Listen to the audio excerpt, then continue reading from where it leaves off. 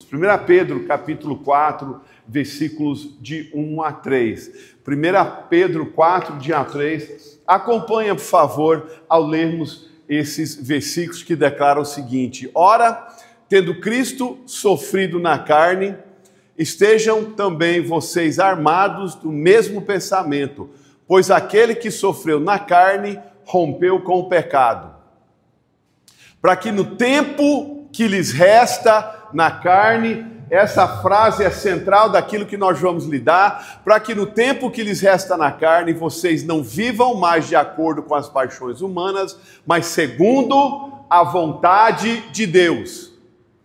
Porque basta que no passado vocês tenham feito a vontade dos gentios, tendo andado em práticas libertinas, desejos carnais, bebedeiras, orgias, embriaguez e em detestáveis idolatrias. Ó Pai, estamos na Tua presença, usa a Tua palavra mais uma vez para falar profundamente aos nossos corações, Deus, que nós possamos sair desse lugar hoje à noite, tendo sido transformados de alguma forma, por estarmos presentes na Tua palavra, Pai, na pregação da Tua palavra.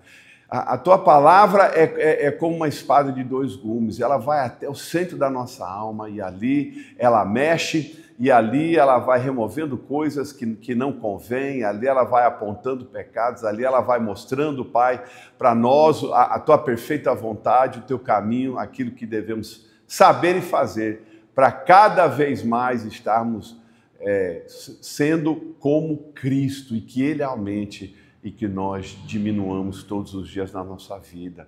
Continue então, por favor, hoje à noite, Deus, esse processo.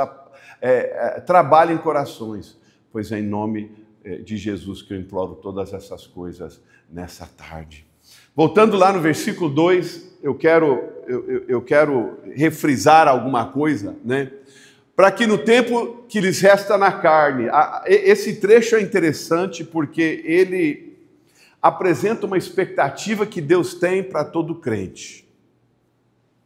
Que Pedro aqui está falando sobre a necessidade, a obrigação e o dever do crente enfrentar a sua vida, o tempo que ele tem, de uma forma proposital, uma forma planejada, de uma forma em que nós podemos aproveitar ao máximo aquilo que Deus tem para a nossa vida. Embutido nesses versículos, Pedro nos dá a fórmula, Pedro nos dá algumas instruções para podermos aproveitar ao máximo o tempo que nos resta, o tempo que nós temos, até a volta do nosso Senhor Jesus Cristo ou até a nossa morte. Amada igreja, vocês sabem muito bem, acho que eu nem preciso falar muito, que nós estamos vivendo hoje no mundo um momento de epidemia do tempo. Epidemia do tempo. O que é que eu quero dizer com isso, né? Estamos vivendo num momento em que existe tantas atrações, existe tantas distrações, que coisas que não são necessariamente más acabam se tornando na nossa vida coisas com consequências devastadoras, porque algumas coisas não são necessariamente más, acabam tomando o lugar de coisas que são importantes e necessárias e valiosas, que devem ser valiosas na nossa vida. Estou falando, obviamente, da internet, de celular, por exemplo, são algumas grandes distrações na nossa vida.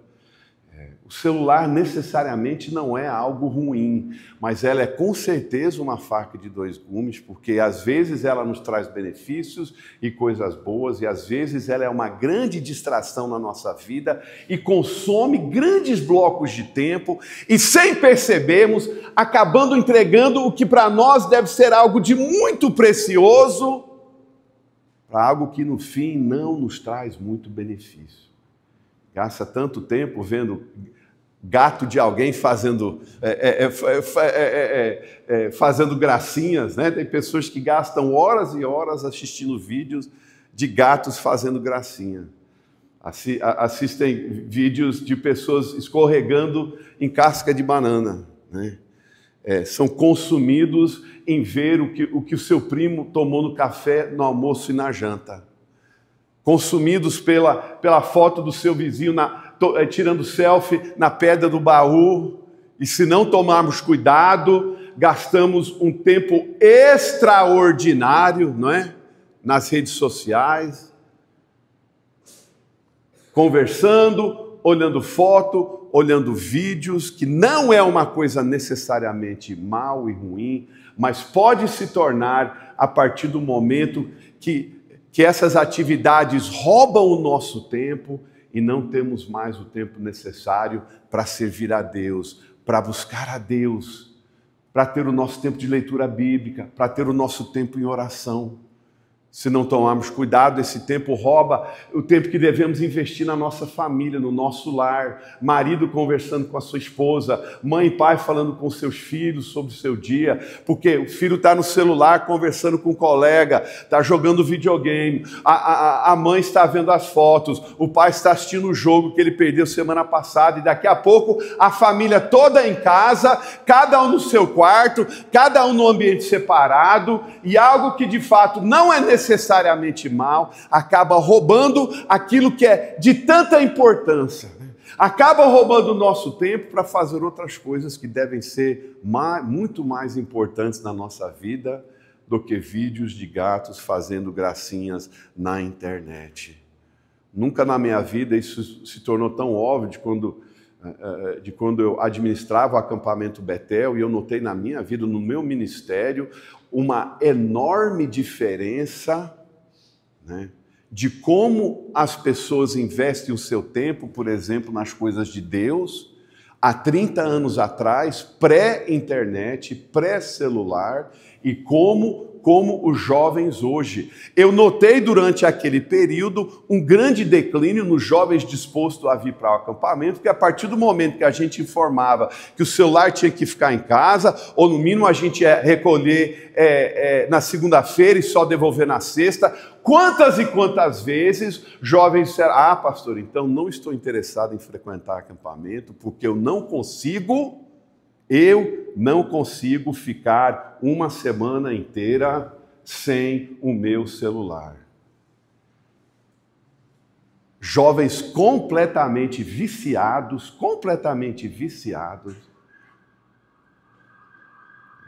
na internet. Quantos jovens eu não conheço? Dormem à noite com o celular na mão, acordam durante a noite algumas vezes para olhar as redes sociais, para conferir algumas coisas.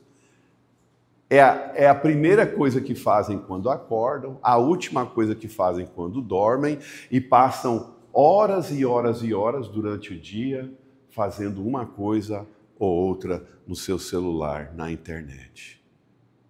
É necessariamente pecado? Não é necessariamente pecado, mas é quando não sobra mais tempo na sua vida para fazer nada. Hoje na igreja a gente tem dificuldade para atrair as pessoas para tudo. Coral, ninguém quer vir porque, né, eu tenho que ensaiar, não sei o quê, não tenho tempo para isso. Os jovens não fazem mais, não são mais ativos como eram antigamente, porque, vamos ser sinceros, cada um é consumido pelos seus afazeres, né? Muito, a gente vê muito isso, vício, vamos chamar de vício no celular, e a gente percebe que estamos vivendo um momento em que as pessoas gastam enormes quantidades de tempo, né, nessas coisas, e acaba sobrando pouco tempo para as coisas de Deus. Meu amado, minha amada, se você for bem sincero em refletir sobre o tempo que você gasta na internet, que você gasta no seu celular, se nós formos sinceros um com o outro, será que você talvez não há na sua vida um desbalanceamento, não tem uma propensidade exagerada para passar um tempo desordenado na internet, desordenado no seu celular, a tal ponto que acaba ficando para trás em alguns deveres de casa, você fica devendo um pouco nos seus relacionamentos físicos, porque você gasta tempo demasiadamente conversando com uma amizade que você fez com alguém lá na China, alguém lá não sei na onde, e você passa horas conversando com pessoas que você nunca vai conhecer pessoalmente, quando os seus relacionamentos presenciais e as pessoas que estão do seu lado acabam sofrendo devido a esse interesse, devido a esse vício. A Bíblia aqui, Pedro aqui diz que o crente ele tem um dever interessante.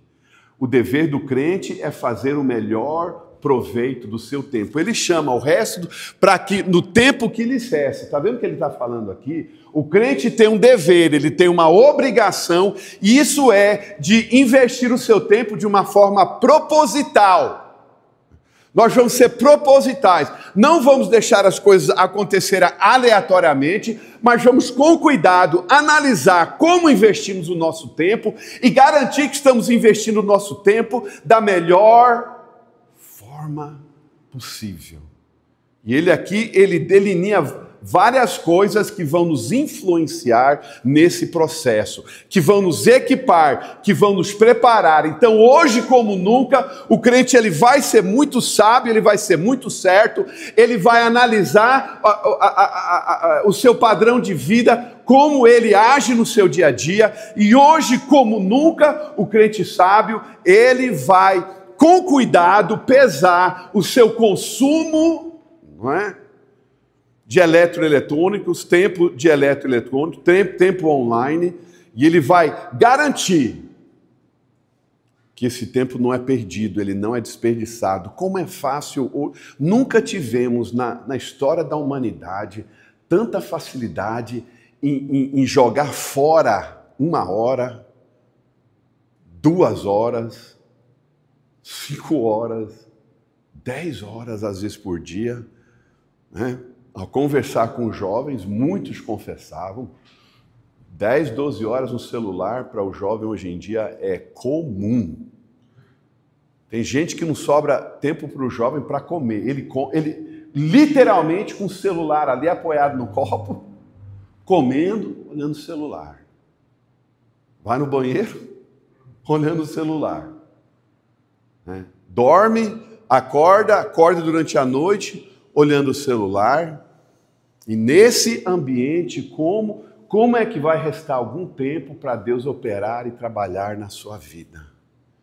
Se você, meu amado, hoje percebe que talvez você tenha um problema, que talvez você tenha um vício, e chegou o momento, chegou a hora de, com seriedade, pedir para as pessoas ao seu redor, às vezes a gente nem enxerga, para ser sincero, falar, olha, você acha que eu gasto muito tempo na internet? Será que você precisa de alguma coisa ou quer conversar e eu não estou disposto, eu não estou aqui, né? Estou viajando, estou no mundo virtual e eu preciso estar mais presente aqui.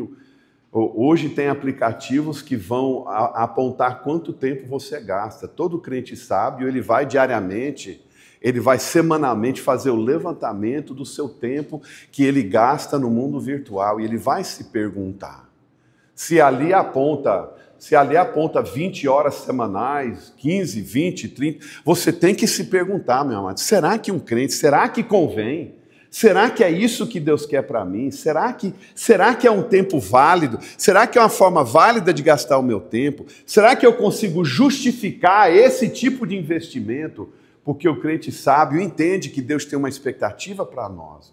Ele quer que nós estejamos aproveitando ao máximo, da forma mais produtiva, da forma mais benéfica. Eu quero investir o resto do meu tempo, como Pedro declara aqui. Então eu vou tomar cuidado, no mundo em que eu vivo, eu vou medir com cuidado como eu invisto o meu tempo, e eu vou ter certeza que pode existir na minha vida coisas que não são necessariamente pecado. Não é pecado assistir um vídeo de um gato fazendo gracinha. Assistir 1000 vídeos de um gato fazendo gracinha, talvez seja, não sei.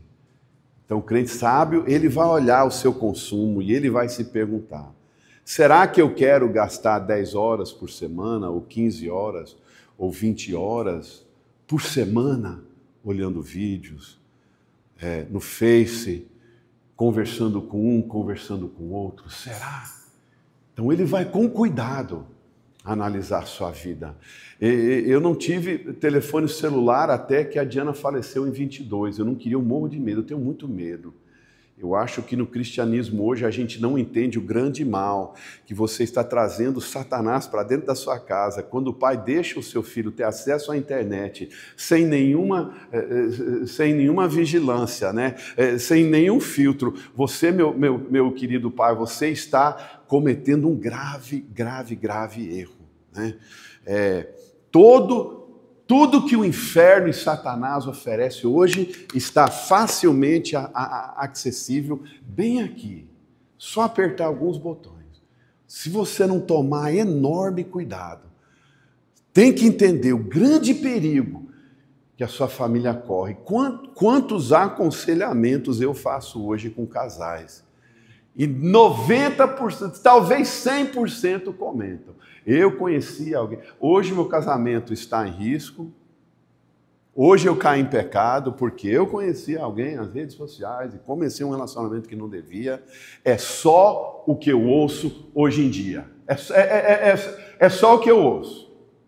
Casamentos destruídos, famílias destruídas. Então espero que você entenda, o celular, né? Estamos vivendo no mundo, hoje eu tenho, depois que a Diana faleceu, eu acabei pegando. Antigamente ela era a única na família que tinha, eu pegava pontualmente para resolver alguma coisa, mas ela que ficava com o celular e eu pegava em raras vezes só para resolver. Depois que ela faleceu, fui forçado a pegar, e eu confesso, eu entendo, eu não vou... Estamos vivendo hoje num mundo que força você não vai tratar nada do banco, né? O ponto .gov, você quer transferir o seu carro, tantas coisas, todo mundo exige hoje. A gente vive no mundo, infelizmente, que o governo força o cidadão. Nós somos forçados a ter celular. Mas eu estou falando, toma cuidado.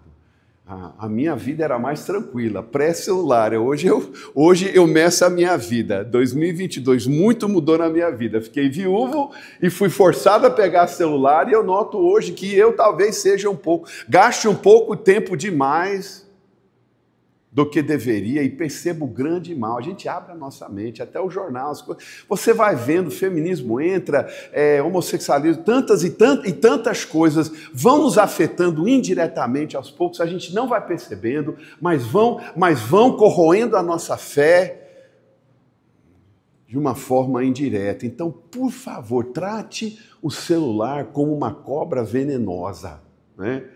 Trate o celular como uma cascavel pronta para picar você, pronto para picar os seus filhos. Trata ela como ela deve ser tratada, com muito temor, com muito respeito, pois ela é um veículo, ela é o portal do inferno que você está trazendo para dentro da sua casa. Tome cuidado. E até quando é uma coisa boa, né? Até quando você só está resolvendo coisa do banco, até quando você só está fazendo pedido pelo Uber Eats, né? Só quando você está fazendo coisa normal, até nesses momentos você tem que tratar o telefone com muito temor.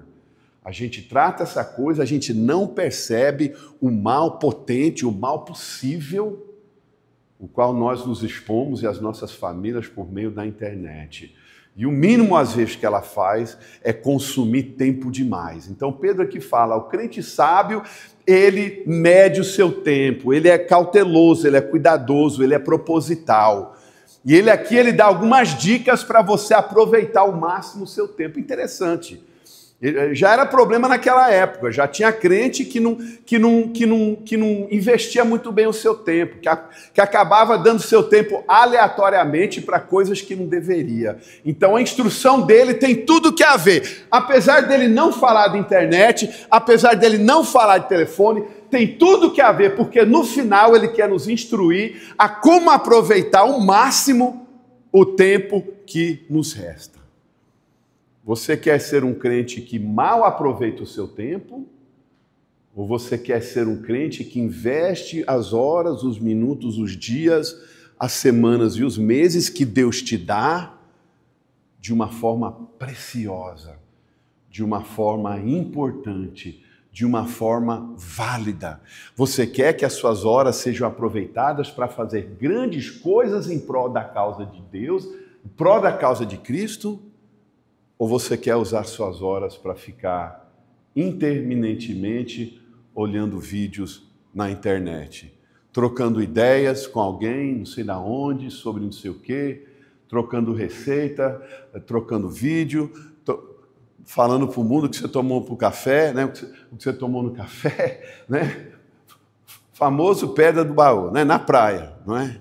Você tem que se perguntar, é necessariamente mal? Não é, mas se a gente não tomar cuidado, todo o nosso tempo escorre pelas nossas mãos, é desperdiçada, e aquilo que é verdadeiramente valioso não fazemos, porque não vigiamos, porque não somos cautelosos, porque não somos propositais naquilo que Deus tem para nós.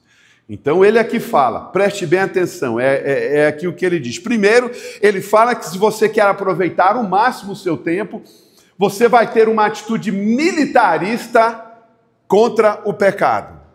O crente não consegue aproveitar o seu bem se ele permite a invasão de pecado na sua vida. Se você fica passando a mão no pecado, se você não confronta o pecado na sua vida, se você não elimina o pecado na sua vida, não tem nada mais que vai destruir o seu tempo, que vai fazer com que o seu tempo seja desperdiçado, se você não for cauteloso, se você não for proposital e cirúrgico ao remover pecado da sua vida. Volta lá no versículo 1. Vamos ver o que ele diz a esse respeito. Ora, tendo Cristo sofrido na carne, estejam também vocês armados. Então, o termo que ele está usando aqui, ele está usando um termo militar. E as pessoas naquela época entendiam muito bem o que era um soldado. A Roma, né, eles sabiam muito bem que a Roma usava os seus exércitos, os seus soldados, para projetar o seu poder no mundo. Então, Pedro aqui está usando termos militares. Né? E eram termos que a sua audiência entendia muito bem. E ele está usando esses termos para nos preparar, e são dessas formas que a gente deve encarar a presença do pecado na nossa vida. Tendo Cristo sofrido na carne, estejam também vocês armados do mesmo pensamento, pois aquele que sofreu na carne rompeu com o pecado. Então está falando, Jesus deixou o exemplo, e ele tem um desejo para mim, e ele tem um desejo para você. E o desejo qual que é? Que a gente tenha uma atitude militarista contra o pecado. Os termos que ele usa aqui são termos de soldado, né? Soldado. Um soldado não é desleixado da forma com que ele desencadeia as suas obrigações, não é verdade? O soldado não chega no quartel de chinelo, né, pastor? Fala a verdade. Não chega de camiseta regata. Você serviu? Você fez o tiro? Serviu. Então você viu que ele não saiu de casa, né, de qualquer jeito. Ele saiu com a farda, saiu com a coturna, ele tinha uma obrigação, e é uma aparência rígida, não é rigorosa. Ele foi inspecionado, a arma dele foi inspecionada, né?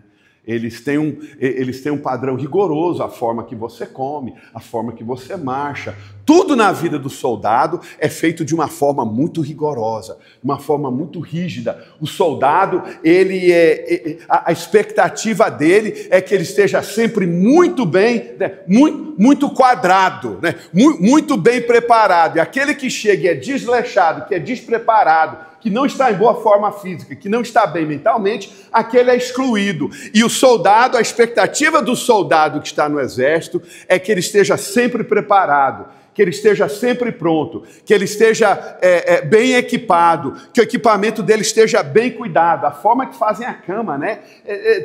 Tem norma para tudo. E Pedro aqui está usando essa sensação. Nós, como crentes, se nós vamos aproveitar ao máximo o tempo que nos resta, ele está falando, amado, você vai ter essa atitude. O crente, ele não vai passar a mão na cabeça do pecado. O crente, ele não vai minimizar o pecado. O crente, ele não vai permitir a presença de nenhum pecadinho no seu coração. Ele não vai ter um pecado de estimação. Ele não vai deixar que o pecado reine na vida dos outros. Não vai deixar que o pecado entre na vida da sua igreja. Ele vai ter uma atitude militarista. É isso que ele está falando. Você quer aproveitar ao máximo o seu tempo, o tempo que lhe resta, antes da vinda de Cristo? Você quer com orgulho receber aquele dia? Está pronto? Então é assim que você vai agir. Você vai ter uma atitude militarista contra o pecado. Porque se tem alguma coisa que vai estragar o resto do seu tempo, a Bíblia fala que o pecado é um peso. Né? Como que você vai andar de bicicleta com uma bicicleta muito pesada, né, meu querido? Com a Monarch daquela de 1980. Não! A gente quer uma Speed. Né? A gente quer ela levinha, a gente não quer nem um peso a mais. Eles lutam e lutam para tirar 100 gramas, não é, meu querido? 100 gramas é grande coisa para aquele que anda de bicicleta. Pois o crente é assim, ele esmiuça, ele é cuidadoso, ele toma cuidado, e ele não permite que nada vai lhe atrapalhar, que nada vai segurar, que nada vai pesar. Ele vai ter uma atitude rigorosa contra o pecado na sua vida. E Pedro aqui dá essa expectativa. Ele está falando, o crente vai agir assim, né? Ele ainda nos dá uma dica para ajudar a eliminar o pecado. Ele fala, o crente vai imaginar o que o pecado fez para Jesus. Se você está tendo hoje dificuldade com algum pecado na sua vida, você tem que lembrar que foi o pecado que necessitou que Cristo foi crucificado no nosso lugar. Então isso deve nos entristecer. A gente não permite pecado na nossa vida, porque foi isso que teve que levar Jesus Cristo à cruz para morrer no meu lugar. Então por que eu vou permitir isso na minha vida? Por que eu vou acolher isso na minha vida? Por que eu vou minimizar isso na minha vida? Não, eu vou ser rigoroso, eu vou ser pontual, eu vou ser firme, eu vou eliminar todo o pecado. E eu vou ter uma atitude muito firme, muito clara, muito proposital, militarista. É o que ele diz aqui, é a ideia que ele passa aqui. Nós vamos ter uma ideia, né, uma atitude militarista contra o pecado na nossa vida. Entendemos, versículo 2, que é a vontade de Deus. A gente não permite o pecado na nossa vida porque é a vontade de Deus que o pecado não nos atrapalhe. Deus quer só o seu bem, Ele quer só coisas boas para você. O pecado, Deus quando aponta algo como pecado, muitas pessoas entendem errado e acham que Deus é um estraga-prazer. Deus está querendo estragar o meu prazer, Ele está querendo essa coisa, esse adultério, essa fornicação, essas coisas que eu faço, essa droga, essa bebedice que eu me envolvo, essas coisas. Deus proíbe porque Ele quer estragar o meu prazer. É errado. Deus te conhece, Ele é o seu feitor, Ele é o seu criador. E Ele sabe o que te faz bem, e Ele sabe muito bem o que te faz mal. E não é um Deus que está esperando você pecar para dar uma pancada na sua cabeça, não é assim. Quando você peca, Deus chora, Deus se entristece. Ele não está ansioso para ir correndo lá te dar uma rasteira. Ele fica triste porque ele sabe que o pecado te atrapalha. O salário do pecado é o quê? É a morte, a destruição. O pecado segura, o pecado pesa, o pecado afunda, o pecado destrói. E Deus, quando aponta pecado na nossa vida, é porque o pecado vai te atrapalhar. Se você é um crente e quer aproveitar ao máximo o seu tempo que Deus te dá, e você quer usar cada minuto, cada dia, para louvar a Deus, cada momento para fazer grandes coisas, então você vai tomar muito cuidado com o pecado e os efeitos que ele tem na nossa vida. E ele comenta, o último argumento que ele dá é que você vai lembrar como o pecado era antes de se converter, né? Alguns de vocês, eram ladrões, alguns de vocês, eram prostitutos. E lembrar de como foi a sua vida naquela época, né? Hoje na nossa igreja tem pessoas que foram drogados, moraram na Cracolândia, tem pessoas que desapareceram do mundo durante semanas e semanas. A família teve que buscar lá e recuperar a pessoa. Quem quer essa vida? Quem quer voltar? Então o argumento dele, olha, ninguém, espero que você lembre de como era antes.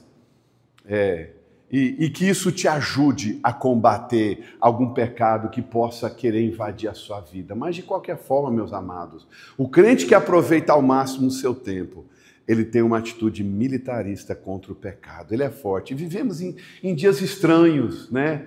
Muitas pessoas que já no passado se disseram crentes, hoje bebem, fumam, acho uma coisa muito estranha. Muitos crentes hoje passam a mão no adultério, passam a mão na fornicação, não acham grande coisa, não acham que é grande problema, toleram o homossexualismo, sabe? Eu fico perplexo. Como é que pode uma coisa dessa? Você não leu o que Pedro falou sobre essas coisas? O crente que aproveita ao máximo o seu tempo, ele tem uma atitude militarista contra o pecado. A segunda dica que ele dá, a segunda expectativa que ele coloca aqui, é que o crente que quer aproveitar ao máximo o seu tempo, ele tem paciência para com o perdido, versículos 4 a 6. Ele tem paciência para com o perdido. 4 a 6, coloca rapidinho lá para mim, por favor. Por isso, falando mal de vocês, estranho que vocês não se juntam com eles no mesmo excesso de devassidão. Eles que terão de prestar contas àquele que é competente para julgar vivos ou mortos.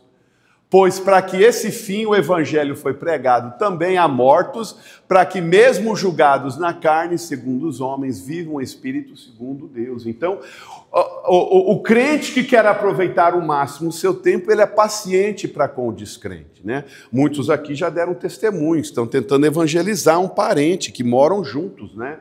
E às vezes a gente perde a paciência, e é um tio, é um primo, é um vizinho, e a gente foi lá uma vez e lançamos o evangelho e convidamos a pessoa a se converter. Você convidou ela para vir assistir esse culto e ela fez alguma desculpa, né? Não quero, não estou interessado, não vou. O crente que aproveita o máximo o seu tempo, ele é paciente. Ele vai lá uma segunda vez e conversa, ele procura oportunidades para ir lá uma terceira vez, conversar com um parente descrente, com um vizinho descrente, com um amigo descrente, talvez é um amigo do trabalho, você evangelizou uma vez e o amigo não quis, né? Não estava interessado. Pois eu garanto para você que vai chegar um dia em que ele vai ser diagnosticado com câncer, em que ele vai passar pelo vale da sombra da morte, em que ele vai passar alguma dificuldade. Aquele vizinho, aquele amigo que ora não tinha interesse no evangelho, se você for paciente, ter calma, não fica nervoso, não fica estressado, não abandona a pessoa. A minha mãe orou pela salvação da minha avó a vida inteira dela. Anos e anos a minha mãe orando. Foi irônico, a minha mãe deu a vida dela para o evangelho aqui, e a mãe dela, que morava lá nos Estados Unidos, não tinha interesse no evangelho. No finalzinho da vida da minha avó, ela finalmente, após tantas e tantas vezes que a minha mãe a evangelizou pacientemente durante décadas, ela fez uma decisão junto a Cristo. O crente que deseja aproveitar ao máximo o seu tempo, ele é paciente com o descrente. Não perde a paciência, não fica nervoso, não abandona. Então quer saber, já que você não quer evangelho, eu nunca mais vou falar de Cristo. Já que você não está interessado, já que você está zombando de mim, então eu também não vou mais falar de Cristo para você. Essa postura é errada. A expectativa que nós temos é que somos pacientes e voltamos lá vez após vez e deixamos sempre, a porta é eternamente aberta para algum conhecido seu descrente hoje, que você já tentou evangelizar, mas que até o presente momento não se converteu. Tenha paciência, amado. Um dia aquela pessoa vai passar por alguma situação em que a porta vai começar a se abrir. E você naquele dia vai estar pronto, e você já vai ter um bom testemunho, já vai ter deixado a porta aberta para poder aproveitar aquele momento para falar de Cristo para aquela pessoa, para aquele indivíduo. O crente que aproveita o máximo o seu tempo, que Pedro fala aqui, ele é paciente para com o descrente. O terceiro atributo que ele dá é que o crente que aproveita o máximo o seu tempo, ele tem uma atitude de expectativa para com a volta de Cristo. Põe lá o versículo 7, por favor. Ele aí esperançoso pela volta de Cristo. O fim de todas as coisas está próxima. sejam criteriosos e sóbrios para poderem orar. A gente, quando acorda de manhã, acreditando que talvez hoje Cristo vai voltar, será que isso não vai influenciar a forma com que a gente vive aquele dia? Será que quando a gente está prestes a cometer algum pecado, a gente se pergunta, como é que vai ficar se eu estou pecando e Cristo voltar agora e me achar no meio dessa atividade? Como é que vai ficar, né? Será que eu aceito esse tipo de coisa? Próxima vez que você está tentado a pecar, peraí, e se Cristo voltar agora, como é que vai ficar e me achar fazendo tal coisa? Então, o crente que aproveita o máximo o seu tempo, ele tem uma atitude de expectativa perpétua. A Bíblia fala muito sobre isso, que nós como crentes devemos com frequência lembrarmos uns aos outros que Cristo pode voltar hoje. Hoje pode ser o dia. E quando a gente vive nessa expectativa perpétua, ela vai moldar os nossos dias, ela vai moldar o nosso pensamento, ela vai influenciar nossas atitudes, ela vai nos ajudar a combater o pecado na nossa vida e ela vai nos impulsionar a fazermos coisas valiosas com o nosso tempo. Porque eu acho que seria muito triste se passarmos um dia inteiro assistindo vídeos de gato fazendo gracinha e Cristo voltar naquele dia e Ele nos encontrar fazendo o quê? Deus perguntar, Cristo voltou, você estava fazendo o quê, crente? Jesus, vou ser sincero, assistindo vídeo de gato fazendo gracinha, hora após hora, e Cristo voltou e me achou no sofá, desperdiçando o meu tempo. Vamos ser sinceros, né? Pedro aqui está falando, tempo é precioso. Tempo é valioso, ele precisa ser investido com cuidado. De vez em quando assistir um videozinho, pode, claro, não vou, né?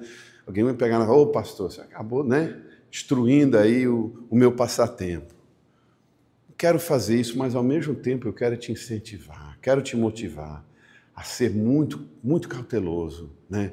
Tenha muito cuidado, invista o seu tempo com cuidado. A Bíblia aqui dá os parâmetros, dá a forma com que você vai investir o seu tempo e vai te ajudar com isso. E, finalmente, um crente que investe bem o seu tempo, né? Ele tem uma atitude de ardente amor para com o seu irmão. Interessante isso. A expectativa que Deus tem para nós. Ele diz que o crente que aproveita bem o seu tempo, ele tem um amor muito sério, muito sincero para com seus irmãos em Cristo. É a quarta coisa que Pedro coloca aqui, que é a forma com que devemos investir bem o nosso tempo. Coloca lá, versículos 8 a 11. Acima de tudo, porém, tenho muito amor uns para com os outros, porque o amor cobre uma multidão de pecados. Se você vai aproveitar ao máximo o seu tempo, muito interessante esse conceito. Algo que vai ser central à sua fé é um amor muito grande. Falamos um pouco hoje, mas como é que você vai ter amor um para com o outro se você nem na igreja vem? É impossível, né? Se você nem aqui aparece, você nem consegue cumprir essa obrigação, porque você nem aqui aparece mais. Impossível. Então, vemos que é um dos 4 fatores que, se nós vamos aproveitar ao máximo o nosso tempo, nós vamos ter um amor muito grande, nós vamos ter um amor muito sincero, nós vamos ter um amor muito, muito forte, muito profundo, uns para com os outros. E é um aspecto importante de aproveitar ao máximo o tempo que nos resta. Alguns aqui têm 30 anos de vida pela frente, né? Em abril de 2022, eu acordei, achei que a minha esposa tinha uma vida inteira pela frente. Até o fim daquele dia, ela foi diagnosticada com tumor, em 3 semanas e meia, ela estava na eternidade. Então, estou aqui para dizer, meus amados, que talvez você está aqui, o resto do seu tempo é 1 semana, 1 mês. Ninguém aqui é garantido 70 anos, 80 anos de vida. Talvez o seu tempo seja muito menos do que isso. Será que você quer investi-lo de uma forma desperdiosa? Ou será que entendendo que talvez eu nem 60, 70, 80 anos de vida vou ter, alguns aqui podem morrer ainda como jovens, podem morrer ainda, falecer ainda em menos de 1 ano. Então, para todos nós, eu quero deixar a declaração que precisamos contemplar com cuidado o resto do nosso tempo e garantirmos todos os dias, acordarmos todos os dias, ansiosos para falar, vou tomar muito cuidado para não desperdiçar o meu tempo hoje, porque hoje, como nunca houve na história da humanidade, existe uma infinidade de distrações. Não vou ser distraído por essas coisas, mas vou usar esses princípios bíblicos, aplicá-los na minha vida, no meu coração, para poder aproveitar ao máximo o tempo que ainda me resta. E é isso que Pedro ensina neste trecho, nesses versículos. Eu te convido a fechar os seus olhos comigo hoje à noite, abaixar sua cabeça. Meu amado, eu quero que você seja sincero com você mesmo. Eu não te conheço. Espírito Santo te conhece muito bem. E se você for sincero hoje, você percebe que existem algumas distrações na sua vida que talvez não sejam coisas necessariamente horríveis, mas quando você pensa bem, é um desperdício do seu tempo. E hoje tem uma infinidade dessas distrações. E você, ao ser confrontado com a palavra de Deus, reconhece que talvez até o presente momento você não tenha aplicado todos esses conceitos na sua vida para te ajudar a aproveitar o resto da sua vida.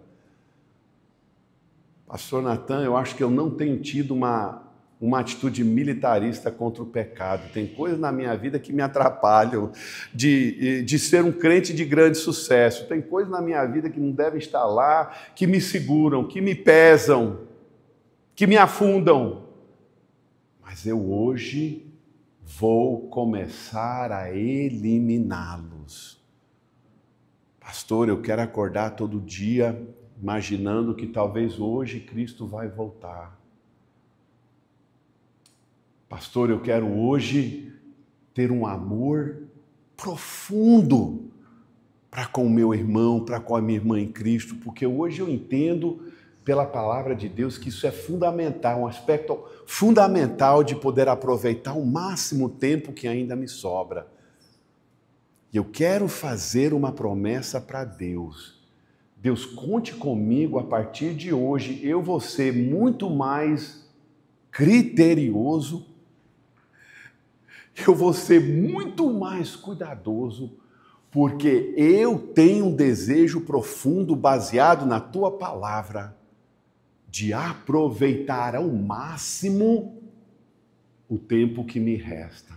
Se você faz esse compromisso com Deus, levanta a sua mão agora. Deus, conte comigo. O meu tempo vai ser melhor aproveitado. Levanta bem alto a sua mão. Deus, o meu tempo vai ser mais bem aproveitado. Deus, eu prometo, baseado na tua palavra, que eu vou implementar esses conceitos da minha vida no meu coração, pois o meu desejo é de aproveitar ao máximo o tempo que ainda me resta, que ainda me sobra. Deus viu a sua mão. Obrigado pela sua decisão. Vai te ajudar no seu desempenho de aproveitar o máximo o resto do tempo que ainda você tem. Ó Pai, estamos na tua presença. Obrigado pela tua palavra que nos ilumina, que nos ensina. Mesmo tendo sido escrita há 2000 anos atrás ou mais, nós temos um Deus que nos conhece intimamente e deixou ali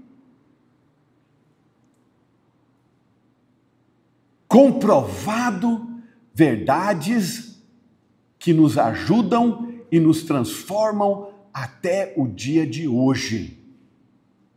Que nós sejamos homens e mulheres determinados a aproveitar o máximo o tempo que ainda nos resta. Obrigado pelas decisões tomadas, Pai.